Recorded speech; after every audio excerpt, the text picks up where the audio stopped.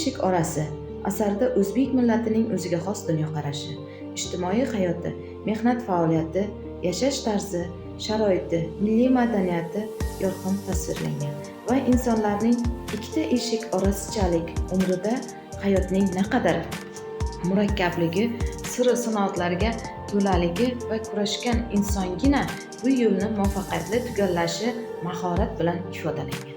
Ikki eshik orasi asari 1986-yil nashr ettirilgan va o'sha yilning eng yaxshi asari deb topilgan. Bu asar O'tkir Hoshimov ijodida bitmas tuganmas durdonalardan biridir.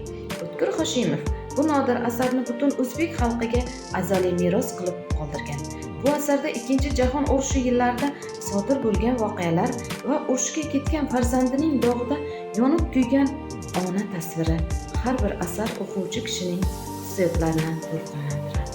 Yozuvchi mohirona tarzda asar obrazlarining ichki kechinmalarini kitobxonga ochib bergan.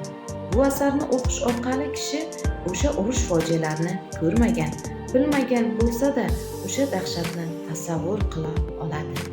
Bu romandagi asosiy obrazlar Orif Oqsoqol, Husan Juma, Komil Tabib, Muzaffar, Robiya, Ra'no hisoblanadi. Orif Oqsoqol obrazi bu asarning ko'rkiga ko'r qo'shadi. Bu obraz boshqa obrazlardan insonparvarligi, mahallada, jamiyatda qozongan obro'-e'tibori, eng og'ir urush davrlarida ham har qanday qiyinchiliklarni yengib o'tishi uchun kuch topishi bilan ajralib turadi. Orif Oqsoqol timsolida o'zbek millatining nuroniy, donishmand, ko'pni ko'rgan, ziyoli keksa qatlam vakillarini ko'rish mumkin. Orif Oqsoqol bilan birgalikda qiyinchiliklarga qarshi kurashgan Husan Juma obrazi ham mavjud. Husan Juma obrazi Ma'suma Robiyani boshini siladi, unga g'amxo'rlik qiladi.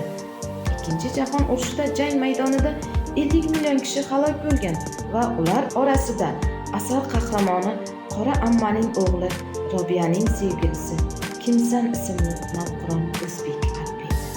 Qora amma va Robiya obrazlarida haqiqiy o'zbek ayollarining sabr-toqati, matonati tasvirlangan. Yozuvchi yaratgan Qora amma obrazi sabr-bardoshlilik, insonparvarlik, mardlik fazilatlari bilan millatning ruhiy salohiyatini kengaytirishga erishgan. Robiya itoatkorligi, har qanday vaziyatda ham onasidek bo'lib qolgan insonni so'zidan chiqmasligi yaqqol ko'zga tashlanadi. Bu asarni o'qigan o'quvchi aslo zerikmaydi, aksincha kitob ichida yashaydi. O'tkir Hoshimovning fikricha, rost bilan yolg'onning o'rtasi 4 enlik. Bu hammaga qiziq tuyuladi. Nega endi? Ko'p emas 4 enlik. Bu so'zning asosiy mohiyati shundaki, ko'z bilan quloqning orasi 4 enlik. Inson eshitganiga emas, ko'rganiga ishonishi kerak. Nega aynan bu so'zlarni aytgan asarda shunday vaziyatlar bo'ldiki, odamlardan eshitgan gap so'zlarni deb insonlar taqdiri o'yinchoq bo'ldi. O'tkir Hoshimov aytadiki, bu urush faqat urushda qatnashayotgan jangchilarni hayotiga chang solibgina qolmay, tinch yashab yurgan minglab masofalar naridagi insonlarni ham sinovdan o'tkazdi. Bu qora urush qancha umrlarni xazon qildi, qancha ma'suma gullarni quritdi. Robiya obrazi urush davridagi jarohatlari butun hayoti davomida bitmadi, faqat yangilandi. Shunday mushkul damlarda iymonini, sadoqatini saqlab qolgan go'zal ayollarimiz, ota-bobolarimizning bosib o'tgan mashaqqatli hayot yo'llari, boshlaridan o'tkazgan qiyinchiliklari bugungi hayotimizda bizga o'rnak bo'lsa, ne ajab.